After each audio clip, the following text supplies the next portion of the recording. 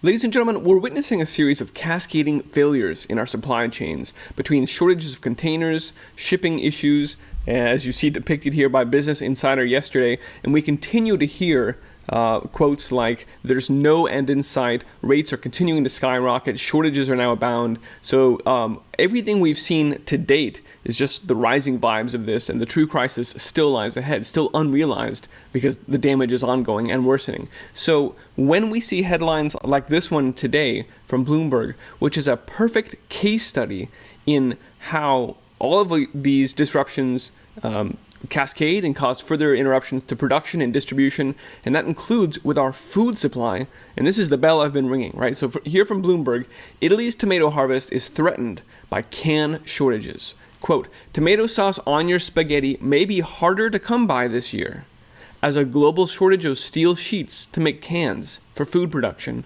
risks Italians leaving tomatoes in the fields to rot. Quote, we cannot find cans. Big multinationals are defaulting on their contracts. They're declaring force majeure, and the price of cans has increased by more than 3 times, according to the CEO of Atlante, which is an Italian fine food retailer that hits US, UK, India, Japan, Canada, right? These are global markets that are affected by this because, in fact, Italy is one of the world's top producers of tomatoes, churning out about 5 million tons each year. That season is from July to September, which we're about to hit, and you need to can those tomatoes promptly after harvest in more than 36 hours. So disruptions means tomatoes will be thrown out. That's it. You lose your food because you don't have cans. Quote, we don't know how long this shortage will last. There is no end of the tunnel in sight. There's that phrase again, right? No end in sight on the shipping containers. No end in sight on the fact that we can't even package up our food that we did grow.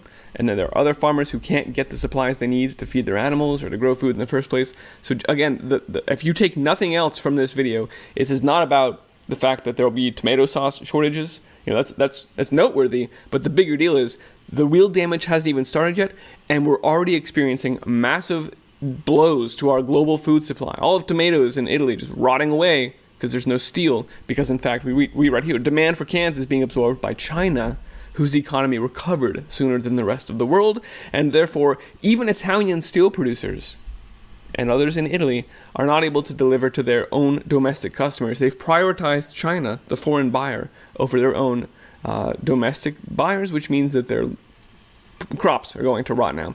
It's really a stunning situation. And again, stepping back, it's not just tomatoes and cans, as illustrated by this gentleman who posted in my Telegram group, which you can find at t.me/iceagefarmer. Jimmy Pigson, which I trust and hope is not his real name, was posting that he runs 25,000 pigs and 80,000 birds. And while they have stocked away some basic commodities and have a generator, basic preparedness, the bottom line there is that if they don't get their feed in from Cargill, if they don't have their premixed minerals and their protein supplements coming in each week, the whole thing breaks down. And so I really want to impress upon people today, because a lot of folks think, oh, it's a farm, and they have this iconic image of a self-sufficient homestead that produces more food than they can eat, and so they sell to the rest of it. That's not what a farm is in big ag terms anymore.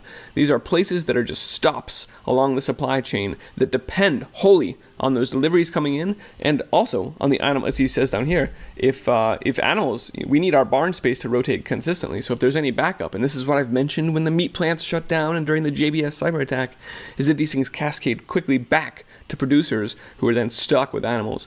The point though is that Jimmy Pigson and our food supply in general, like these tomatoes, is just as brittle, is just as fragile in bespoke and just in time as the rest of our supply chain.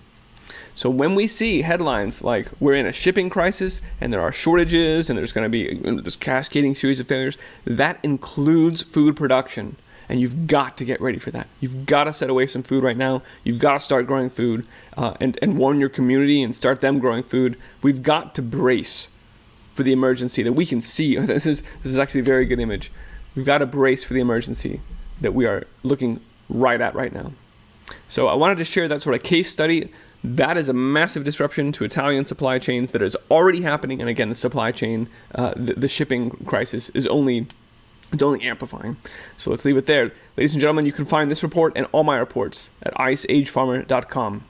If you value this broadcast and this information, help me keep it running. There's a few ways you can do that at iceagefarmer.com/support, and I very genuinely appreciate it.